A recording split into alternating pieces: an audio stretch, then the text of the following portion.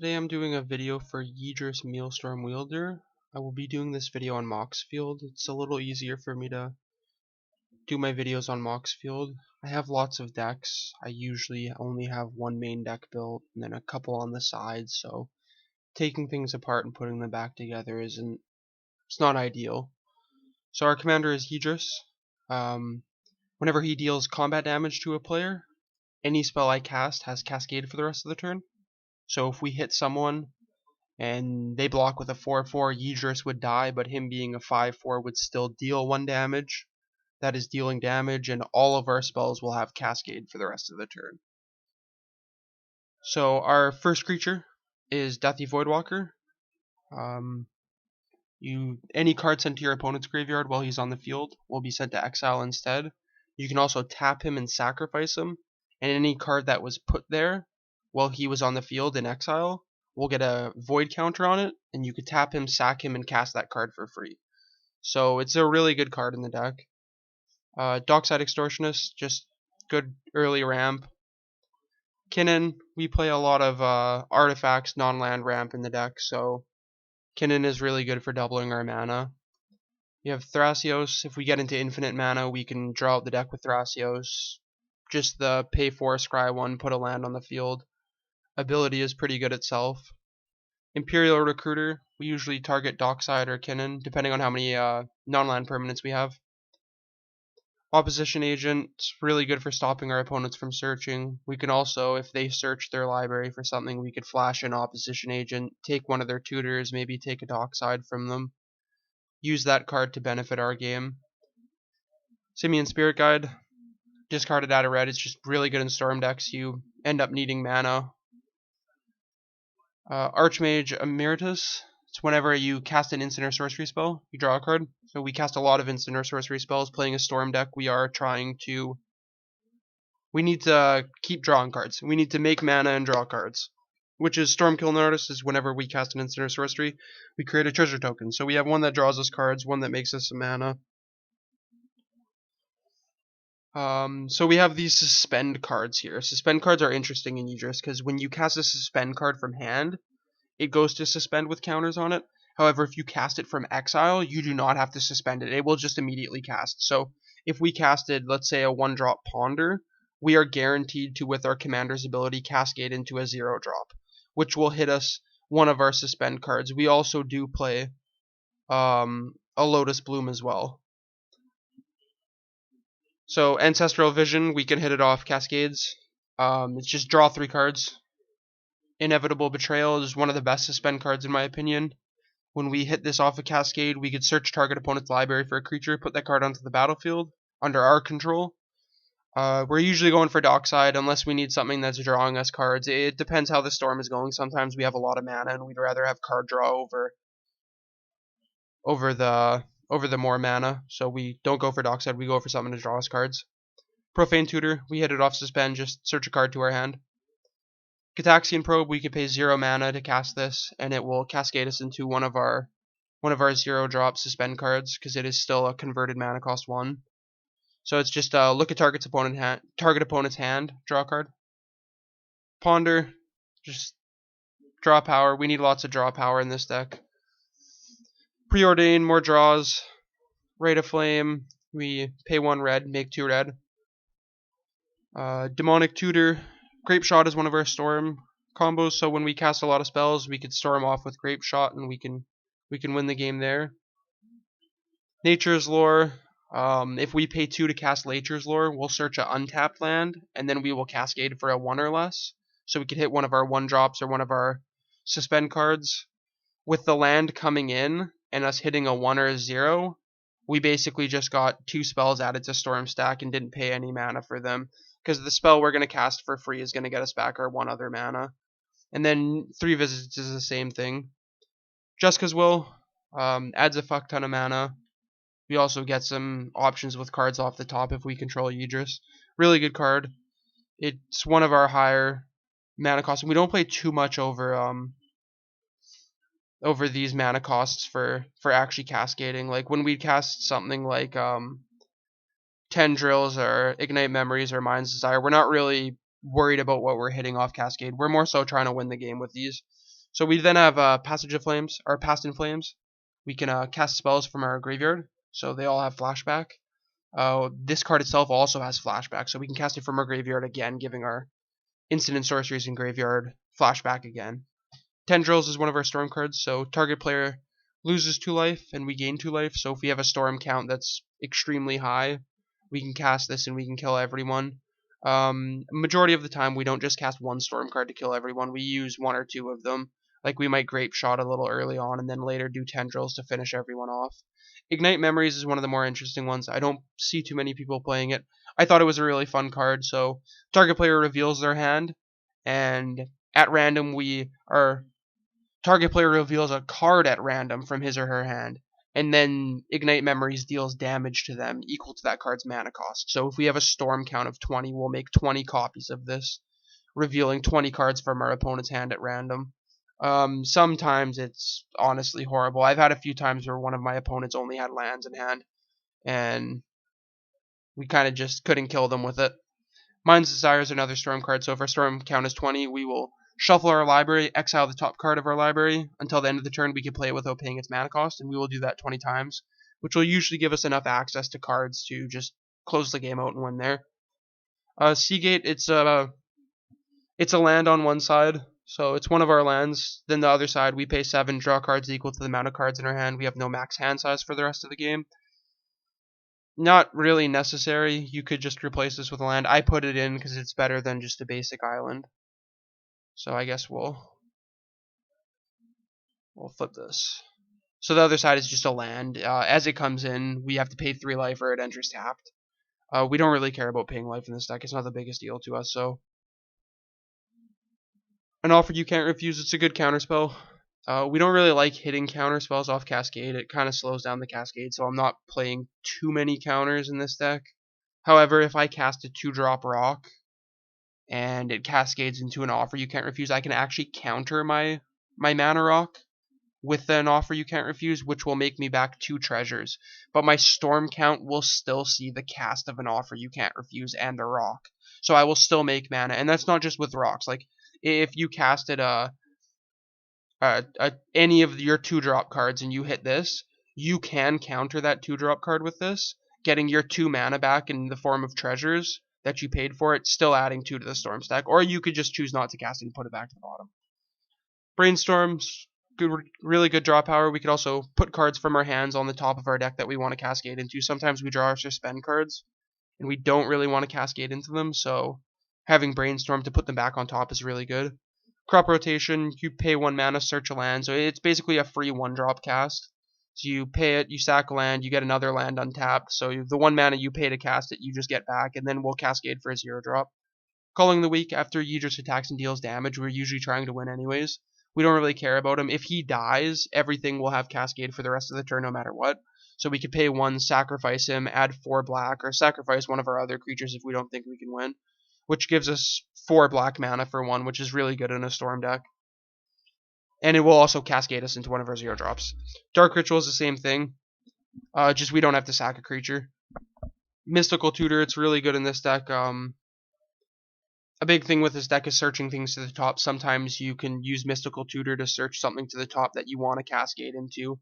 Like if you have a 2-drop card you're going to cast in your hand, you could search a 1-drop, guaranteeing you cascade into it. Noxious, Grave Recursion. Opt's just more draw power. Pyroblast and Red Elemental Blast are our 2 other counterspells. I think we play 1 more. So if we hit it off Cascade, we can choose to destroy target blue permanent. We'll usually just choose not to cast it and put it back into the deck. Try to draw it to use for protection. If we are trying to win, though, sometimes just removing blue permanents, it could help us when we need to get rid of stacks pieces in this deck.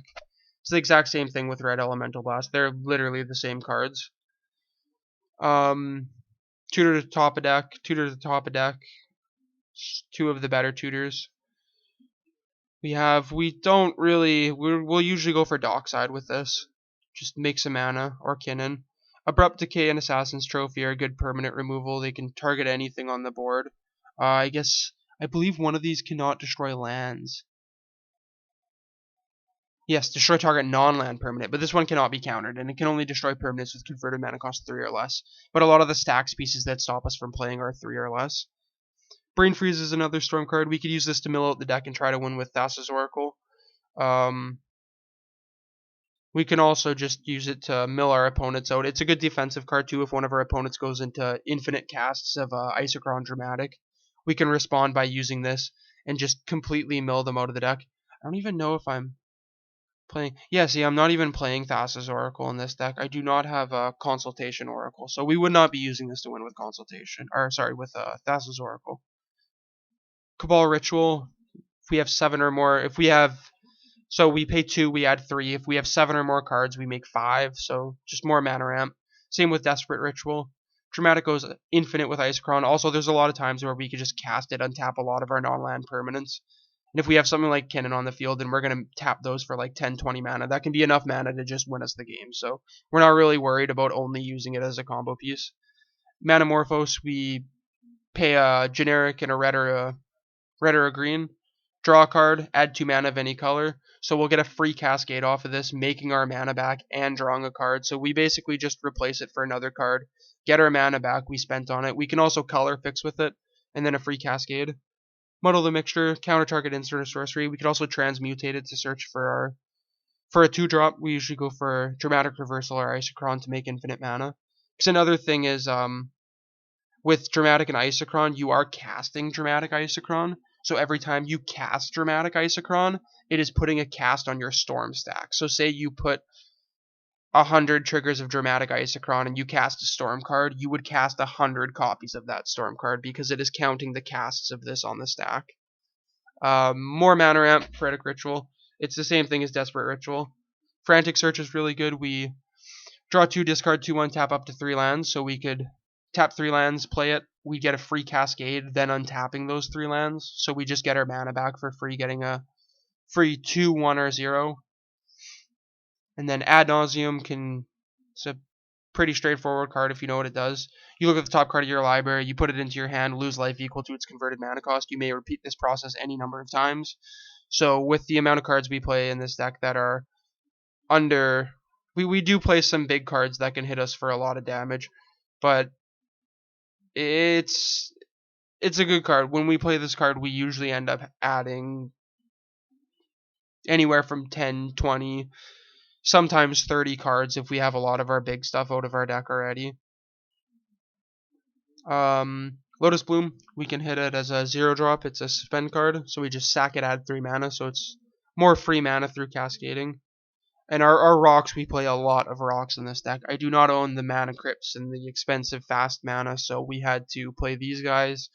They're also kind of cool because if we play, for example, if I play an Arcane Signet, I cascade into a 1-drop. If I play this, I can cascade, or a Soul Ring, I can cascade into a 0 or a suspend card. So we have Soul Ring, Arcane Signet, Dimir Signet, Fellware Stone, Golgari Signet, Gruul Signet, Izzet Signet, Rakdos Signet, Simic Signet, Talisman of Creativity, Talisman of Curiosity, Talisman of Dominance, Talisman of Impulse, Talisman of Indulgence, Talisman of Resilience, and that's our rock package. We play a lot of mana rocks in this deck because if we cast them, we get a cascade and then we get a mana back. So we pay 2, we get 1 mana back and a free cascade. It's very valuable. It's a way to keep the storm going. Isochron Scepter combos with Dramatic Reversal, and Bullets of Citadels can be really good in this deck. If we end up hitting lands on the top and can't play any more lands, we've already played our land for turn, we can always just cast a card, cascading our deck out, and then checking what's on top after, and continuing to go off with Bullets of Citadels. It is a very good card. Carpet of Flowers, just free mana. Mystic Remora, draw power. Sylvan for draw power, and Rhystic Study for draw power. Before we cast Yidris, we do want to load our hands with some things that will let us storm off once we get an attack with him. During Storm, they are not really useful cards. Underworld Breach goes infinite with, just because, well, it doesn't go infinite, but if you do have a graveyard to support it, you can start to make lots of mana, start to exile lots of cards, which you will be casting from exile. if you when you exile the top 3 with Jessica's Will, you cast them from exile. Yidris only triggers when you cast from hand, so that will not trigger another cascade there. And then we have our lands. Arid Mesa, Blood Crypts, Breeding Pool, Command Tower, Exotic Orchard. Believe we have the One Forest, Island, Mountain, and Swamp. Llanowar Wastes, Luxury Suite, Misty Rainforest, Morphing Pool, Mystic Sanctuary, Overgrown Tomb, Rejuvenating Springs, Reliquary Tower, Scalding Tarn, Shivan Reef, Spire Gardens, Steam Vents, Stomping Grounds, our Swamp, Training Center, Undergrowth Stadium, you have Maya Coast, Wooded Foothills, and Watery Grave. I'm only playing 28 lands.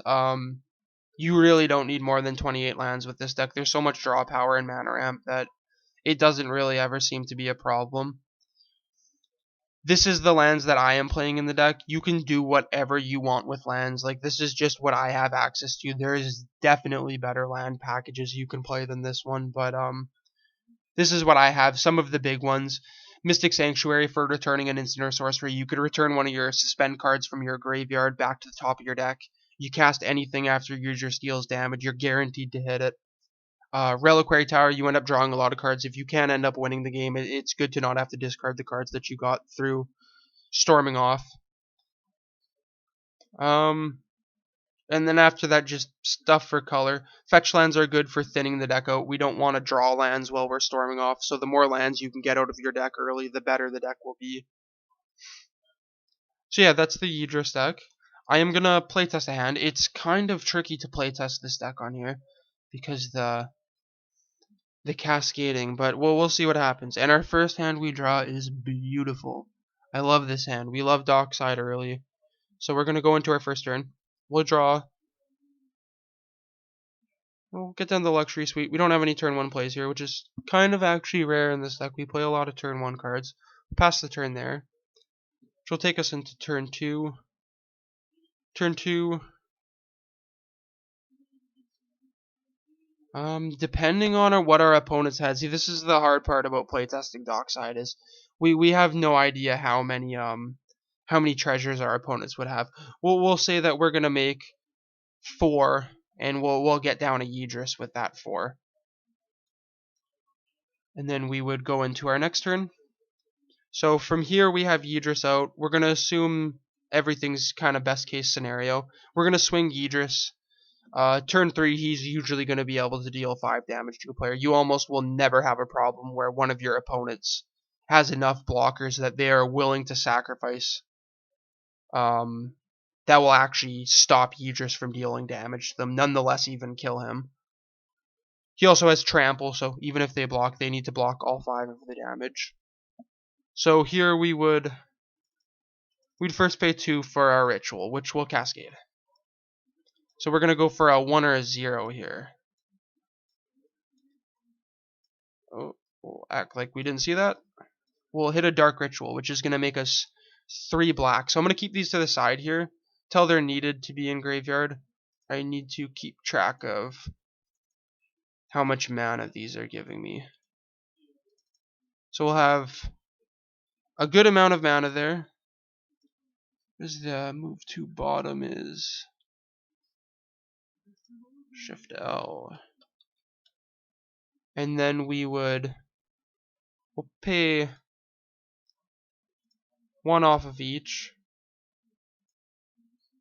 We're going to cast our Talisman here, which is going to cascade us for a 1 or less again. We'll hit the counter spell. We're just going to shuffle that to the bottom there. We kind of want the mana right now. This isn't actually a turn that I think we might be able to do something about winning here, but I don't think this is a winning turn.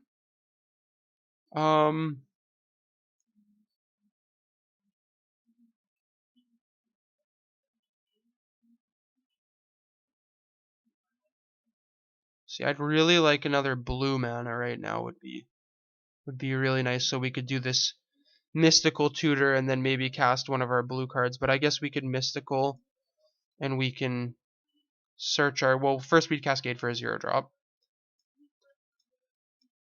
This is where this gets painful on Moxfield. Oh, we actually Didn't have to wait too long. And we ended up getting our blue mana.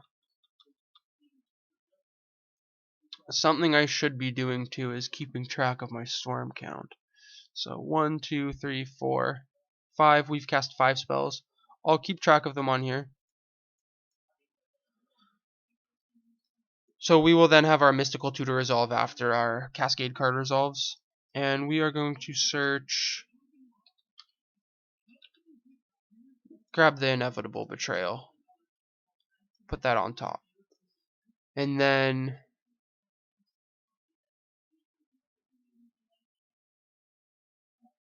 we'll tap and sack this. We'll sack it for 3 blue. I'm going to keep it on the board right now just to keep track of mana. So I'll have 3 blue on this. We'll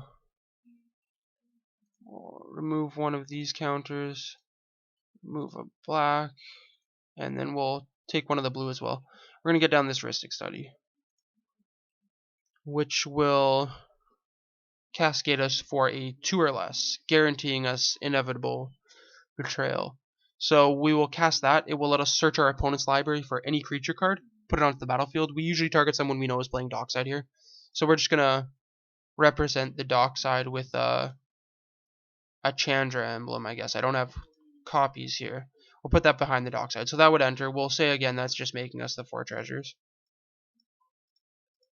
In a more competitive setting, this would probably be making us more than 4 treasures with 3 opponents right now, but we'll say it's the 4. So I'd use another one of the blue here. And then I would use one of the treasures as a green to cast Kinnan, which will first trigger us Cascade. And now our treasures will tap and they'll add another mana. So we'll hit Preordain, which is kind of good now. We're kind of looking for draw power. We're going to put these all to the bottom. Then Preordain will trigger. So we're going to scry the top 2. And we will put one into our hand. Or I guess we could scry both of these. I don't mind the rock.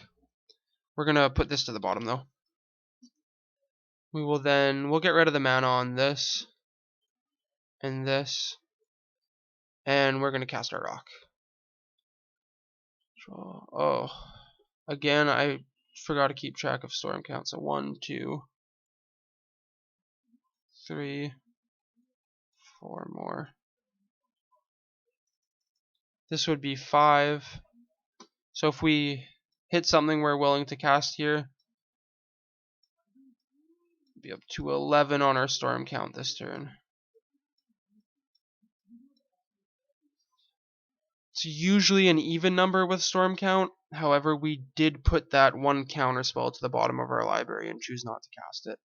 So we're going to cast Cataxian Probe. We'll draw a card. And then we'll look at an opponent's hand. And then the Talisman will enter. Still have our 1 blue here.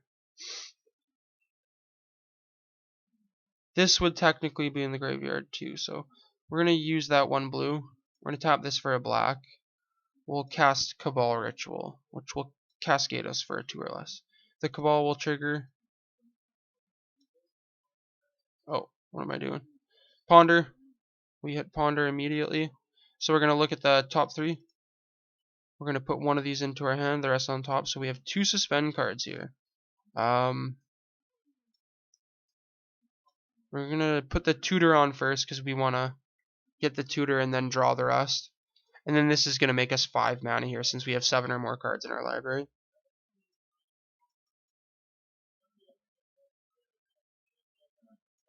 We'll pay 2 off of here. We also would have got another Storm from our Ponder. And we'll tap this for red, which will deal 1 damage to us. We're going to cast our Imperial Recruiter here, which will cascade us into Profane Tutor, which we know is on top. Oh, which will search our library and then we don't hit the Ancestral Vision. Either way, we'd much rather have the Tutor right now. Keeping in mind with mana, yeah, we have enough to go for Mind's Desire. So we'll Tutor the Mind's Desire. And then we'll pay our 3 black. and we'll crack these. We'll actually have us extra mana, so we'll crack 2 of them for blue and 1 for a green. So we'll have 2 blue and 1 green floating, which will also give us counter mana for this. And then with the rest of the mana, we're going to cast Mind's Desire. So we'll have 2 blue, 1 green floating going into Mind's Desire, which will first trigger Cascade. Gonna hit a rock, put us up a cast, and then this will trigger. So it has Storm. We'll make a copy of it for each other spell we cast this turn. So we're gonna cast 14 copies of it, and then the original. So we're gonna exile the top card of our library, or I guess first we would shuffle our library, and then we'll exile the top card, and then we'll shuffle, and we'll do this 15 times. So that's 2, 3, 4, 5. I'm gonna stop doing the shuffling just to speed it up a little bit. So we'll exile the next 10. You would have to shuffle before you exile each card.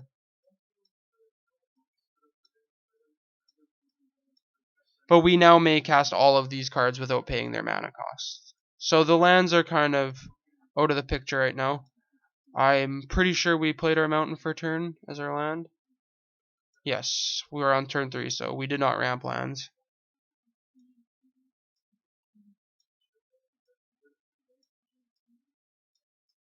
And these are not being cast from hand, so they will not trigger Yidris' ability. But we can still cast them all for free. So we're going to get down these rocks. We'll cast the Underworld Breach. I'm going to cast this, which will make us 2 mana. I don't know why these have counters on them.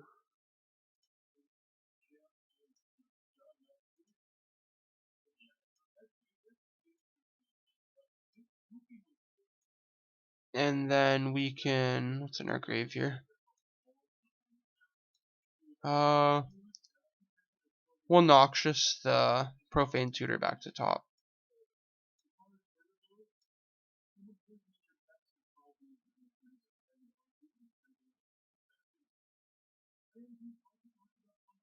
That is actually not what we would do. We'd have to think about doing that first. We're not going to Noxious yet. We will end up doing it, just not right now. First, we're going to cast the Ad Nauseam for free. So we'll reveal the top card. We'll pay 2 life to add that to our hand. And honestly, we're just going to take that. So Ad Nauseam will go to the grave. We just lose the 2 life for the Signet. We'll then pay 2 more life. We'll put the Profane Tutor to our top now. And the reason we did this is because we didn't have anything to cast to cascade into it. So we'll then cast our Signet from hand for 2 mana. Which is going to... we would not be able to do that. We'll just use the 2 mana from the Rite of Flame. Those are both Signets. So we cascade into the Profane Tutor, which would then search us a card. And we will grab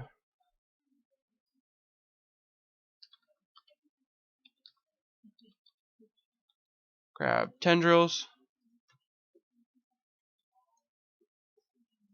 So we'll go to the grave. So that's 1, 2, 3, 4, 5, 6, 7, 8, 9. When you cast them from exile with Mind's Desire, it will still count towards the storm count, though. So we have another 10 on our storm count here, which will put us at 24. We'll cast the Spirit Guide just to get another onto our storm count.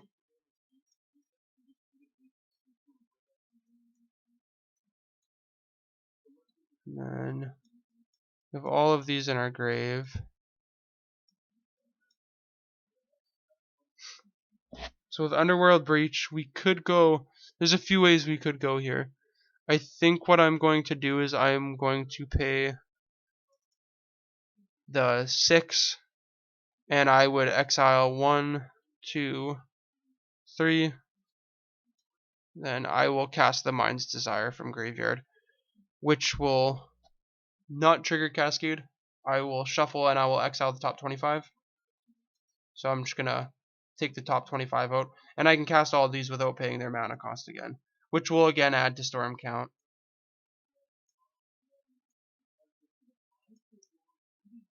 Cool.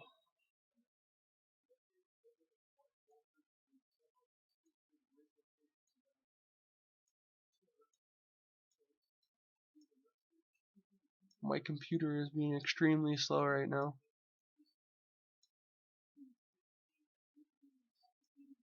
We have 3 more.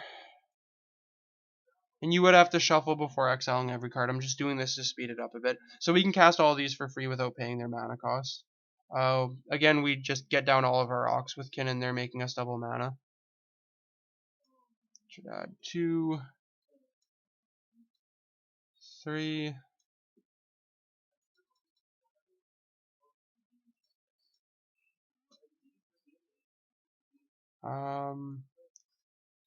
Sack a creature would make 4 black.